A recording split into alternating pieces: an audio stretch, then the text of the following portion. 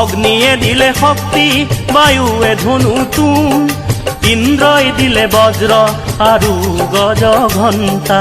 সুৰক্ষী হৈ আয়ে শিৱ কৰিলে, আকাশৰ দেৱগণে পুষ্প বৰষিলে, আকাশৰ দেৱগণে পুষ্প বৰষিলে।